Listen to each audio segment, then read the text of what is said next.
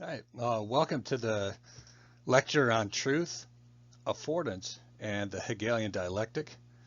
If you don't know anything about the philosopher Hegel, he is best known really for the Hegelian dialectic. Um, he drew heavily from some other philosophers that predated him, but he really became known for this dialectic and being able to put it into use. So many people, after reading Hegel, began to use the Hegelian dialectic, and it is widely discussed in conspiracy theory. So here you have actually the synthetic solution, he said, to these conflicts can't be introduced unless those being manipulated take a side that will advance the predetermined agenda, right? And that's kind of the key idea of how this Hegelian dialectic is worked. There is a predetermined dialectic or plan essentially put into place by a certain group or governments, things like that.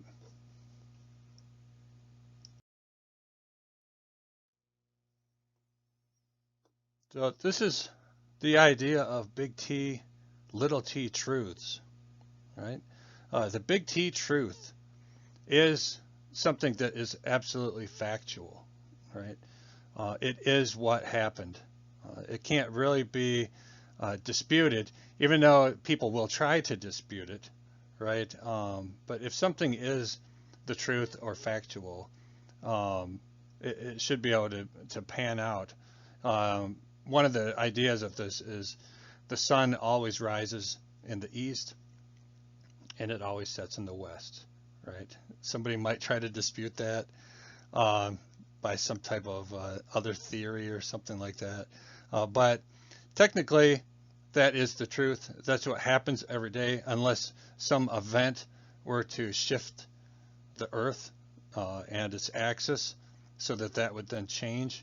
Um, but right now, that is the scientific fact. That is the big T truth, right? The other idea of this is that a video camera may take a video of an event, maybe someone robbing a store or something like that. And it's going to capture the event, and you can play that video over again. And somebody might try to argue, well, we're not seeing the whole picture or something like that. But if you get to see the entire event from start to finish and nothing has been taken out of context, then that video captures a big T truth. It becomes undisputable at that point that that really happened, right? What happens or occurs that places doubt on these things, or what creates a little t truth, is when a snippet of that video is taken out of context, and all we get to see is the small portion, the portion that maybe makes somebody look guilty when actually they're not, right? Or that maybe it appears somebody's innocent when actually they're not, right? And that's when little t truths occur, and those are actually more like lies instead of truths, right? But often they're used in rhetoric to persuade people, right? To cloud people's opinions or judgments. And in this case, when you're talking about little t truths, they are the truth to the person often that's saying it. But that truth, that little t truth, is based on a belief instead, a belief system, right? That means it's based on opinions, judgments, interpretations, and assumptions, right? So some people might believe a certain thing, and to them that's the absolute truth. But the person sitting beside them might believe something completely different, and to them that's their truth, right? Based on how they were raised or uh, their own experience in a particular situation. But somebody in the same exact situation might have a completely different outcome. All right. So their truth as to whether it's real or not is based on their opinion. right? It's very difficult. You're not really able to judge or argue opinions, right? Because it's one of those things like when people argue religion or politics, right? You can argue with people till you're blue in the face, but you're really not going to be able to persuade them, especially if it's on matters of taste, right? If you're arguing with somebody with matters of taste, say, I like vanilla ice cream, but you like chocolate ice cream. I'm not going to be able to persuade you to like vanilla ice cream more than chocolate ice cream because that's a matter of taste, right? And for you, the truth is, chocolate's better, right? But my truth of the matter is that vanilla is better, right? So that's one of those ideas of big T, little t truths, right? The idea of that is to learn to state the unarguable truth in your arguments. That's going to give you a solid argument. You want to base your arguments on big T truths, right? And you want to provide evidence that clearly shows that it's a big T truth also, right?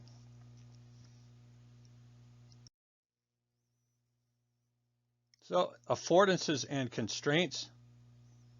We use affordances and constraints to learn how things work, right?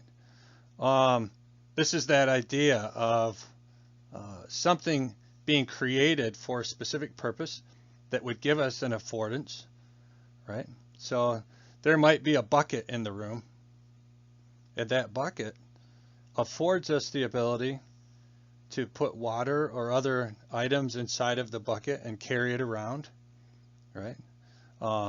It allows us to maybe pour things into something else, right?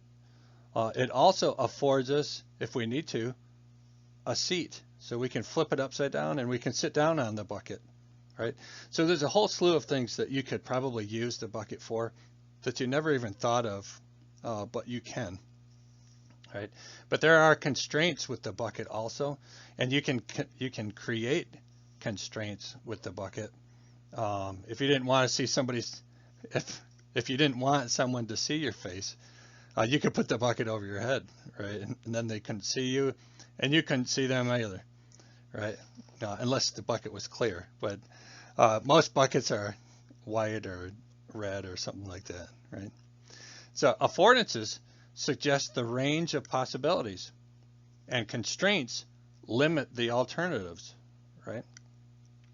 So little t truths are constraints because they limit our understanding of the actual truth, the big T truth, right? So if you haven't thought about that before, when somebody is interjecting little t truths into something, an argument, and they're trying to prove something, and they show us some big T truths, and then they show us some little t truths, it muddies the water. It confuses things, right?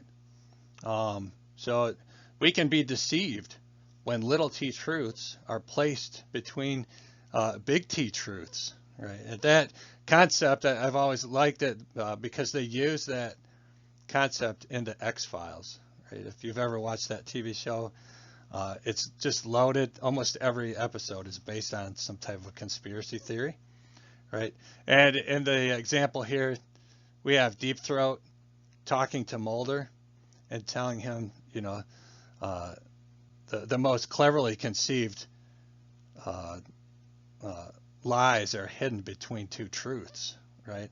And so if you bury lies between truths, if you layer them, what happens is when we read something, we tend to either believe the entire article or we tend to dismiss the entire article, right? So if you make a really well-written article or essay and you load it with truths, but every so often you drop in things. If you're trying to intentionally deceive people, you will hide those things layered in the truths, right? And what happens is people read along They read along, and if they start to question these things, maybe they go and they check on your sources and things like that, and they start to look for the things that you used as evidence. And this one was true, and this one was true, and this one they couldn't really find, but the next one was true, and the next one was true, and then the next one they couldn't really find it, but it sure seemed true, right? You see where this is going. If you layer it like that, then what ends up happening is by the end of your essay or article, most of the things that they read were just absolutely true. And so they, out of hand, think the entire thing is true, right? And you have effectively persuaded them and deceived them at the same time, right?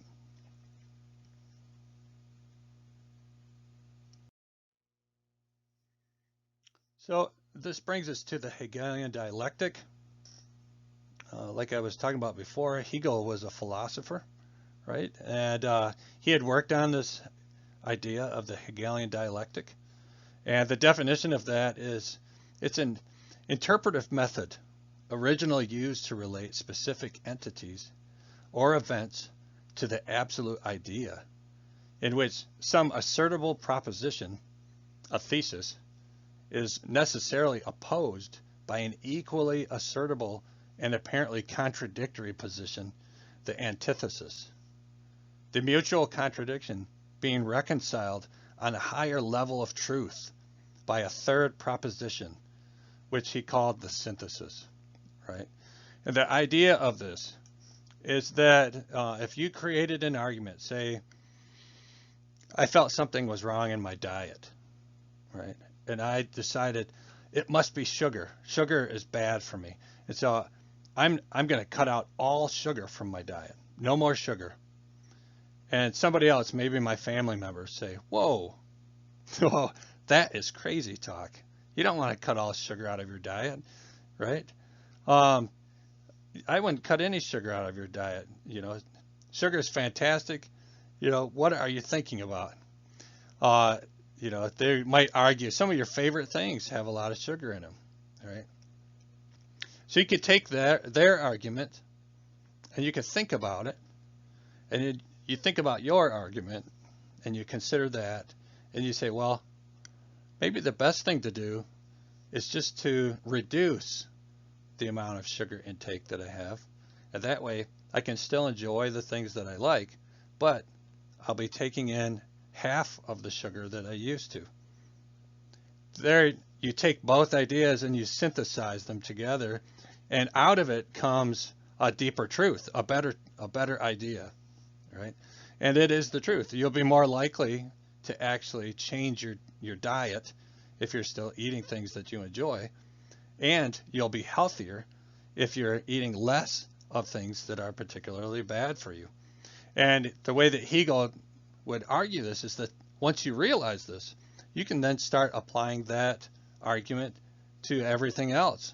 And you can slowly move towards the absolute truth, towards everything. Every argument, thesis, antithesis, and synthesis, once you create a synthesis, you can immediately create another argument, and the whole process starts over again until you move towards almost perfection, right? Or what might be known as now as the singularity, right? Where everything goes to the point where, you know, these things are actually, you know, self-perpetuating, right? Largely in the conspiracy realm, this concept is called the problem reaction solution, right?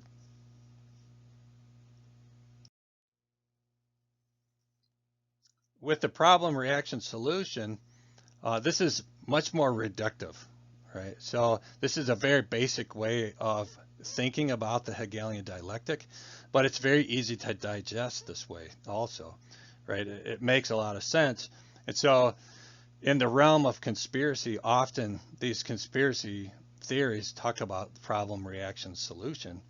And this reductive method is most commonly used for social engineering, right? So if a particular group or government wants to guide their population towards a specific thing, then they will use this problem reaction solution.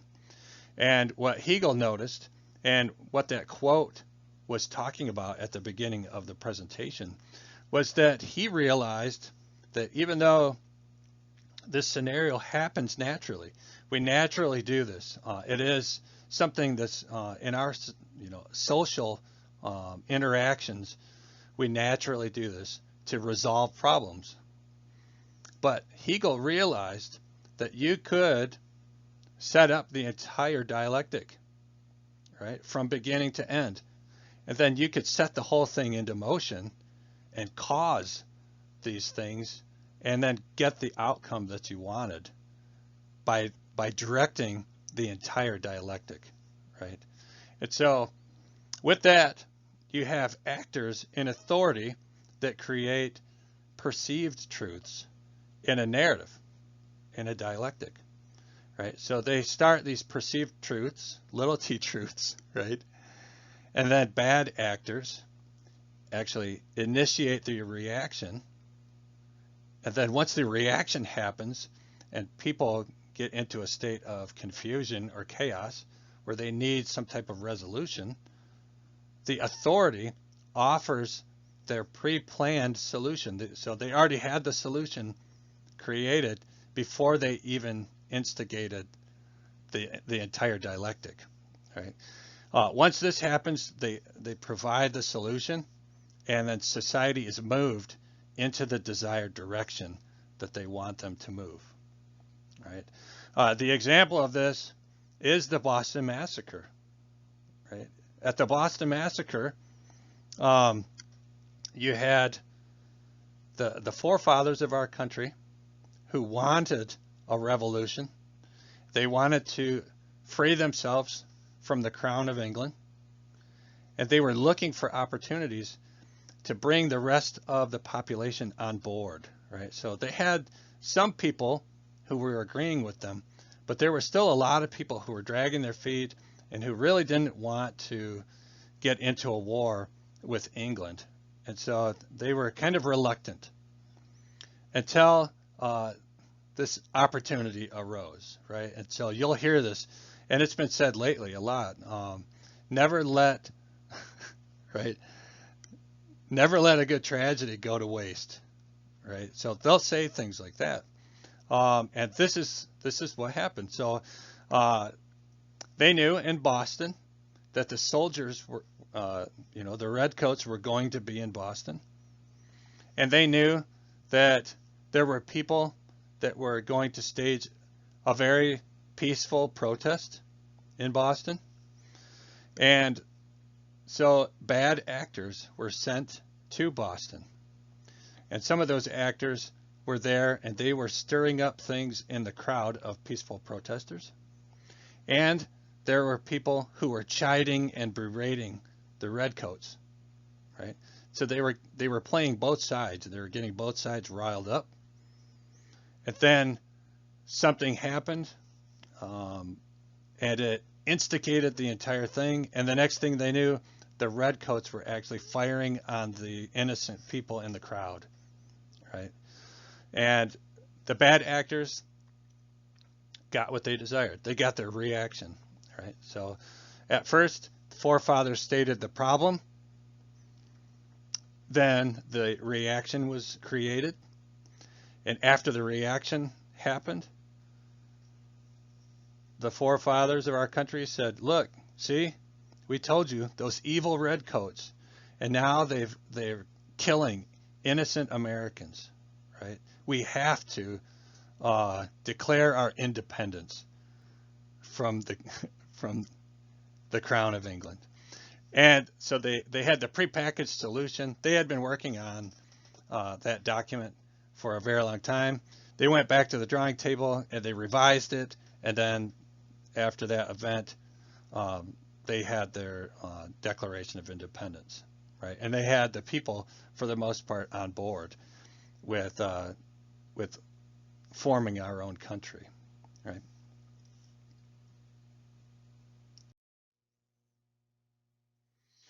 So here you have the Hegelian dialectic, right? There's a example of it here, and here they're using the idea of terrorism, right?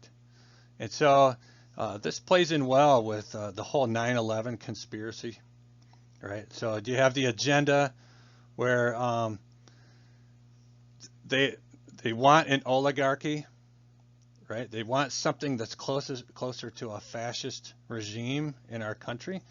So that's the argument, right?